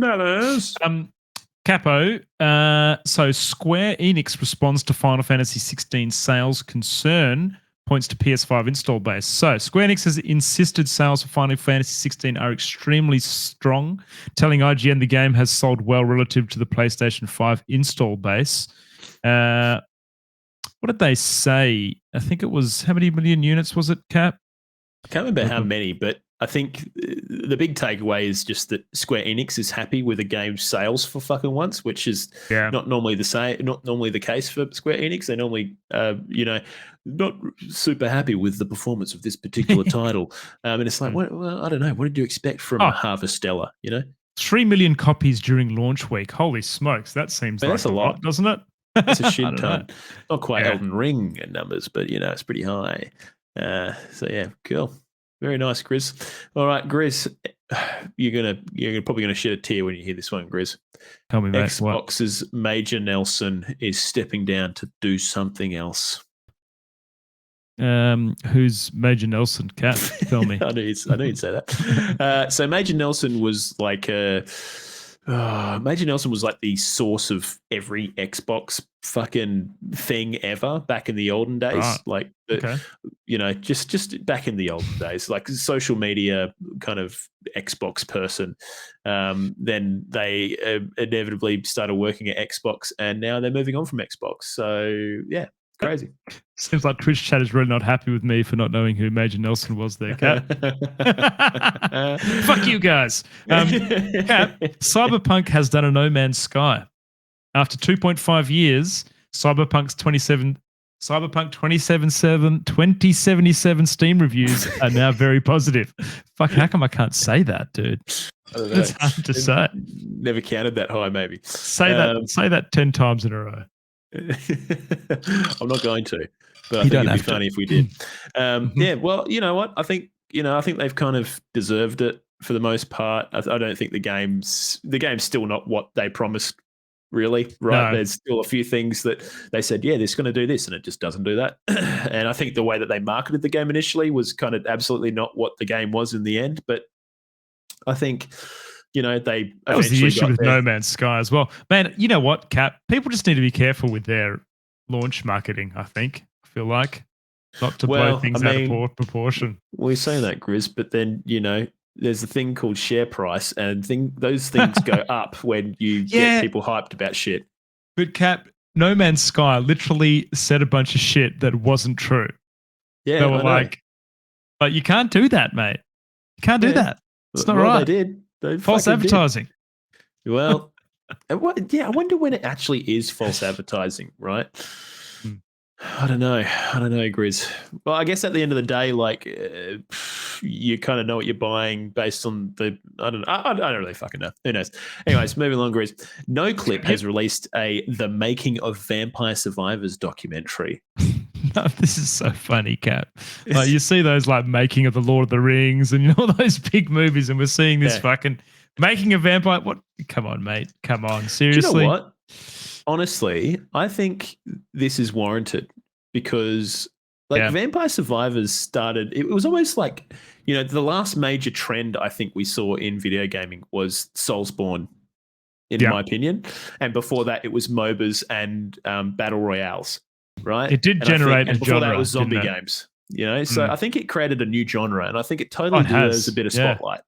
So, and can't wait for Brotato to win Game of the Year, mate. Cannot wait. Well, wait till the Brotato, the brockumentary. That's right. Is that how you say it? Anyway, but yeah, I think one interesting thing that comes out of the documentary is the visual art style of the game was intentionally kind of done in a way to make it look a bit shit. Yeah. Absolutely, it was. I mean, fuck, no one's going to bring a game out like that and think the graphics is good in 2023. Well, I know, but there was intention initially to kind of, because what happened was the person working on it, they, I think COVID happened and they started working on this game themselves, and they just kind of went, fuck it, I'm going to try and make a video game. They basically got a bunch of Castlevania assets off the asset store and was going to replace them with, some really nice kind of good looking, they were going to make it look graphics. Nice. Yeah, right. And then part of their kind of user base testing was like, no, keep it looking like shit because it's charm. Aesthetic, yeah. Okay. Yeah. So that's cool. I mean, it's kind of like Undertale, dude. Like that looks like a 5-year-old has hand drawn that game, but that game would not be as successful if it didn't have that art style. I am confident in that. Yeah, absolutely. Yeah. I mean, sometimes the art style, albeit maybe not as, up to date as, something like fucking Call of Duty or, next gen in that region, it makes the game, Agreed, so mate. it is. So, Kat, Baldur's Gate 3 is going to have 17,000 endings confirmed. Yep, confirmed. Now, I will say that those endings, I think it's worded in a way, it's more so like there's 17,000 permutations of the endings, right? So you've probably done it with this bloke in your party, and it's not like there's going to be a unique story for each ending, is it? No, it's probably more so just what kind of happened in that moment kind of thing. Those are the permutations that you can get at the end, but it's still a shitload. So absolutely. Actually just talking about endings, but that was one thing that really caught me about Chrono Trigger was when I finished that game with the party and then realizing that there was a different ending for every different combination of people you had in your party. So I can't remember how many endings were in that game, but that makes for replayability, I don't know, maybe, and I would imagine that maybe there is quite a few different endings that are meaningful potentially. Obviously not 17,000 of them, but... Grizz, did you finish Divinity Original Sin 2?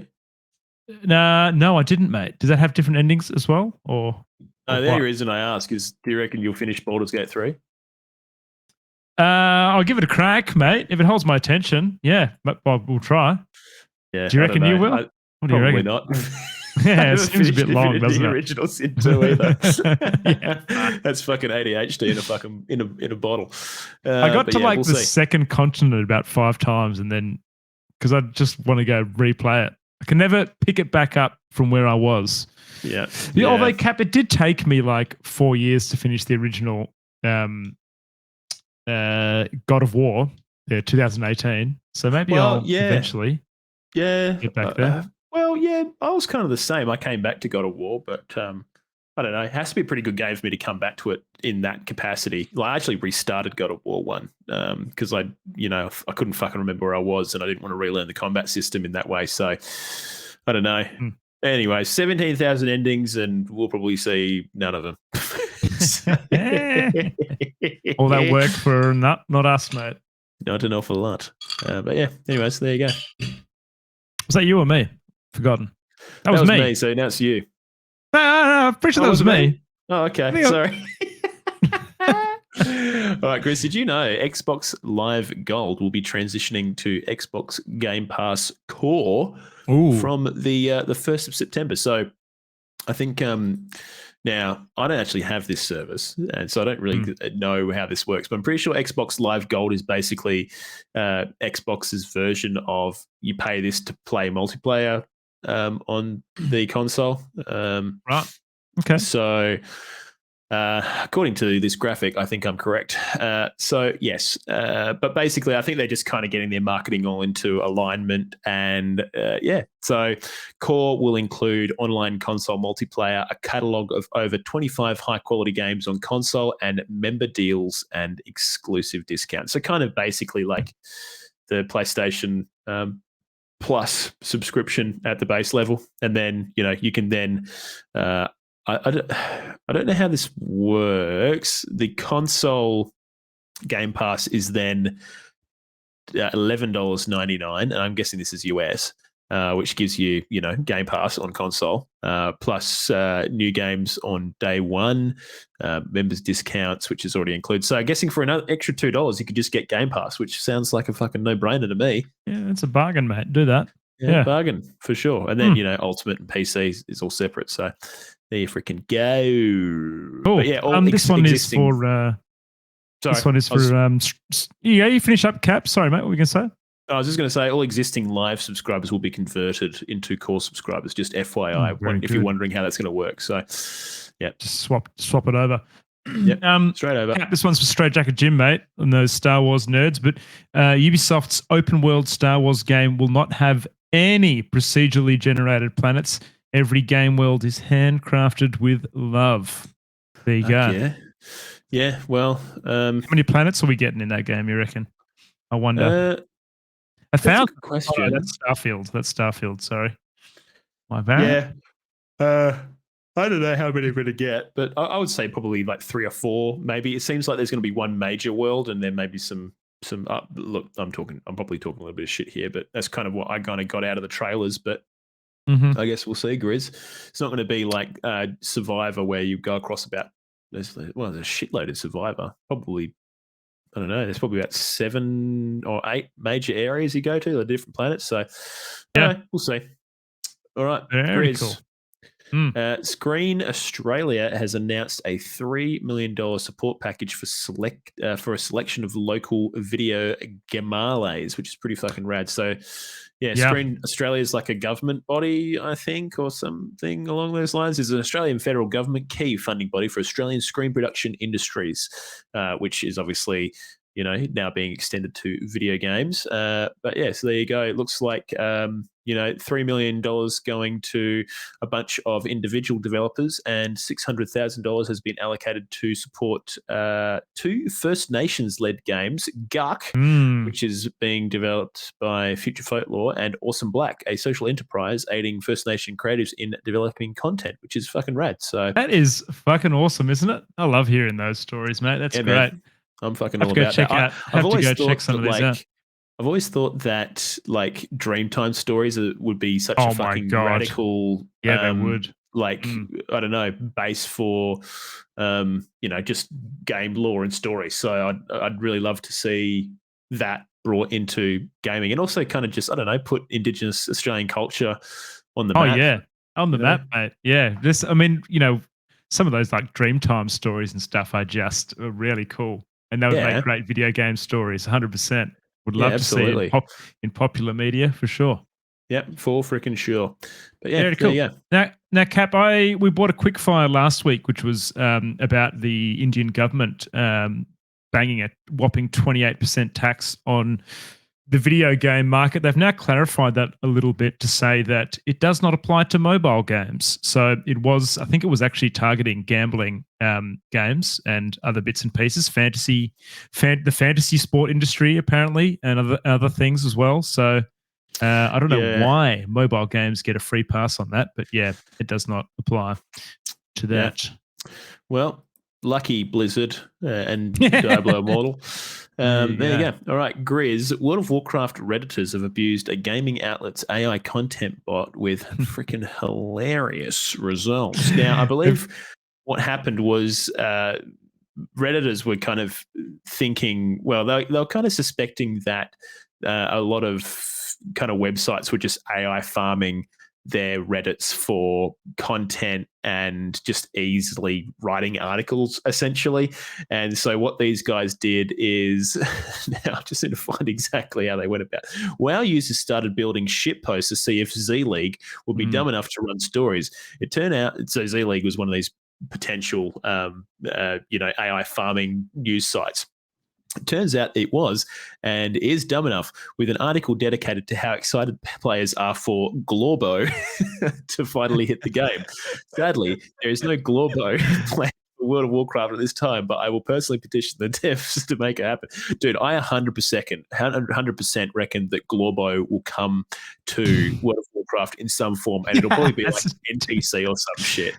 Well, so everyone's kind of jumped on board this little funny take here. There's a guy called Zorbrix who is a senior game producer at World of Warcraft, and he has written a tweet saying, what did he say? Feels so good to be able to talk about Glorbo. Finally, I remembered my first day at Blizzard where we just started to work on implementation, and that was almost 15 years ago. Excellent reporting to track this down. Fucking Glorbo. Now, I think there was more information about the specifics of how Glorbo worked, and it was using like fucking some random currency that they made up or something. Yeah, but either way, just epic trolling. So well done. There you go. Hey, Cap, new study finds young people spend more time playing video games than watching movies. Reading this in my head, I was kind of like a bit of a no shit moment, but there you go, mate. The science there behind that statement. Honestly, what do you reckon your percentage of like television watching to gaming is? 99-1. I don't watch any TV. Dude, I am the same. People at work are like, what have you been watching on TV recently? I'm like, mate, I don't fucking watch TV. Like, what do you do? I'm like, play video games, mate. Yeah, it's better. You can tell your own story by playing a video game. Exactly. Know? Yeah, exactly. And it's really good for people with ADHD, I reckon. But yeah, there you go. All right, very cool, Grizz. Mortal Kombat 1, officially reveals 6 DLC characters, one of which I believe is that guy with the moustache. I can't remember his fucking name is. Who are they, Grizz? I can't find John Cena's going to be in it? Is he? I don't know. John Cena. Do I have to read this shit, Grizz? I don't know if I put who are the new characters. I don't know. The leaked roster and official trailer. You still haven't fucking read this one yet, people. Classic Mortal Kombat characters like Takeda, Quan Chi, Ermac balance out the roster. Blah blah blah. Dude, I don't even know if this confirms the fucking 6 characters, or is it just? Ermac, I think it's Peacemaker, Quan Chi, and Takeda. I think that's looks like. I don't know. I don't even know who they fucking are, Cap. I'm going to be honest with you, mate. Yeah, I don't know either. I think maybe it's just suggesting that there's going to be 6. Hang on. However, at least the rumors surrounding downloadable combat mate has officially confirmed 6 combatants. Here we go. Revealed trailer. The Invincibles Omni-Man can be seen in the video. Ermac's Peacemaker, Quan Chi, and Takeda will follow soon. Finally, the boys Homelander will appear in the blah, blah, blah, the diverse characters and the pack may imply that NetherRealm is really listening to fans' reaction while considering its goal to bring back some obscure names. So, yeah. Characters from the boys, says Sukai. Interesting. Okay, there you go. Yeah, Homelander. So there you go. Next. Mate, that's a rough one. That was buried so deep in that article. That was not easy, was it? Kat, have you ever watched a interactive TV show on Netflix where you kind of make? So there's these things. They've been around for a while. I actually watched a horror one, but essentially you can. You've got a response time, and you can do what you kind of want, and it guides the story for you, and like you have a different ending based on what you do. Well, Borderlands is getting an interactive TV series apparently in this kind of vein of creation. So interesting. That's coming to us. We don't know much more details than that outside of a tweet that was from the official Borderlands Twitter page. So I guess, kind of see where that goes. Okay, interesting. I think Borderlands is probably a reasonable kind of target for something like that. I mean, I guess we'll see how it fucking looks. Whether do these tend to be live action, Grizz, or do they tend to be like animated? No, live action, actually acted. Well, the ones I've seen have been actually acted. Yeah, Okay. yeah, and actually it was quite good. I can't remember what it was. It was on Netflix for something, but yeah, you use your TV controller to make the decision that you want, and then Interesting. the story goes on as that That's kind of cool. happens. Okay, cool. That sounds pretty rad, actually. Would probably be a good Twitch thing if it comes to Prime or something like that. Because that's true. sitting in Twitch chat and voting on your favorite option, etc. But very cool. All right, Grizz. The Overwatch-like Gundam Evolution FPS is shutting down in November as Bandai Namco is letting go of the dev team. So yeah. Sorry to announce it here to all you Gundam fanatics. But, did you know anything about that game, Cap? Have you heard of that? No. Okay. No, yeah, no. neither have I. But apparently it's got a pretty. Apparently there's some pretty diehard fans out there. So if you're one of those, unlucky. Unlucky. You're gonna have to go and play on unofficial servers if they release the source code. So interesting. Okay. But yeah. Anyways, guess what? That's it. That's the fucking show. That's it, baby. We've done it again. 1 hour, 40 minutes. Classic. We keep doing it. They just keep doing it. Yeah, it is, mate. On the dot, mate. Yeah. Classic. Look, thank you so much for being here, Legends. Appreciate you all hanging out in Twitch chat. If you want to join legends such as Hebi Roku, Sukai AU, Caging Runt, Ho and Honey. What else we got in here? Straight Jacket Jim, Airy J. I don't know how you say it. I don't know how you say it, but do you know what? I'm just glad they're here. Regardless, you can join them every Monday night from 7 p.m. AWST. Just go to twitch.tv/Oceanic Gaming Radio. Come and join in the fun, say good day, talk a bit of shit in there. Let us know what you think about the things we're talking about.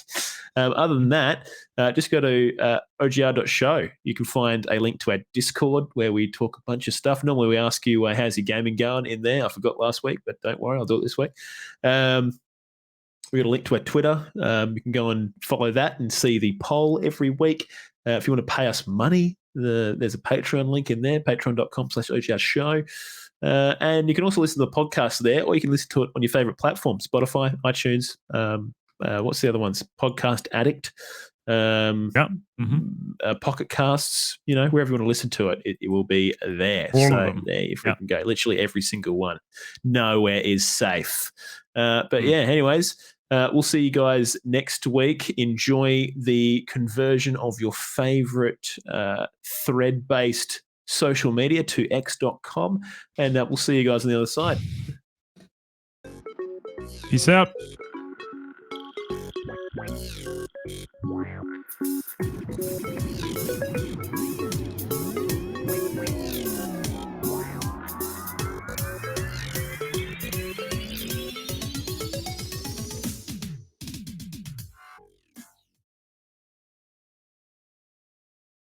We did it. On your legends. Hey, thanks for hanging around, everyone. It's been a real legends from Aussie Noob. Yeah, thank you very much. Normally people raid and then piss off. So if you're new from Aussie Noob, how y'all doing? Welcome. Yeah. Bloody love it. On you, Jim. Appreciate you. Thanks, Jim. Dread based. Yeah, I think that's just news in general, really, isn't it? Now we need a title and a raid target. Paging, don't fucking put the spotlight on me, mate. I don't even go into the fucking raid target. That's how far I go. You're terrible. I go straight to bed after this because I've got a fucking baby I got to look after every night. Now, what was I going to say? We need a title. I just think, honestly, something about Blizzard patching things up and patches in capital letters. Dropped one of my dice underneath my desk. How about just can Blizzard patch this stuff up? Can Blizzard patch this stuff up? Yeah, I like that. That's good. Can Blizzard I just typed it in thing. So just copy it from Twitch chat. Patch the stuff up. All right, done. Do you guys know MacMate? We should go raid MacMate. MacMate, that's a pistachio guy. Yeah, it is. Oh, He's yeah? a CSGO he? caster. CSGO caster, yeah. Good dude. Yeah, I don't know him more than seeing him occasionally on Twitter, but if you know, He's been live for 3 hours and he's got 1 viewer. I reckon he needs a fucking. yeah. do you know him? Have you talked to him before? We talk to each other on Twitter sometimes about breezy. about weightlifting Let's hit it. every now and Heck then. yeah. He doesn't know who I am, so. Easy. Let's do But it. he's probably one of those people that we should fucking talk Absolutely. to. I reckon. Absolutely. He seems like Yeah. it. He seems Yeah. nice enough. I don't know. Oh, man. Am I doing? All right, fine. Yeah. I can get it, Mac, mate, if you Is like. it Mac? Mate. Let's raid. He's playing Valorant. Got Bloody it. hell. We got it, boys. Nice. You guys are fucking legends. Oh, I'm gonna play some of that shooty game tomorrow night. Glorbo Redemption guys. patch. All right, this is the fucking raid. Glorbo raid. Glorbo raid. I mean, Where it's is it? nothing. He's going to be so confused. Why? You even gonna raid this time or what? You gonna raid? If you made the Yeah, raid, you gotta raid, you yeah. have to join. You've got to raid. Yeah. I'm sending an AI in my place. Wow. And his name is Grizzly Gaming 86. Come on, get it in there, Glorbos. Nah, Fucking get your Glorbo Glorbos raid. in the Fucking chat. Glorbo raid. Let's fucking go. Just post one in there, Cap. Come on, mate. You can do Yeah, it. no, I'll post one in there. All right, I boys. It's not getting stuck I'm sending into us off. me. Yeah, all right, we'll see you there. Legend. Peace out. Peace out. Let's put him off his game.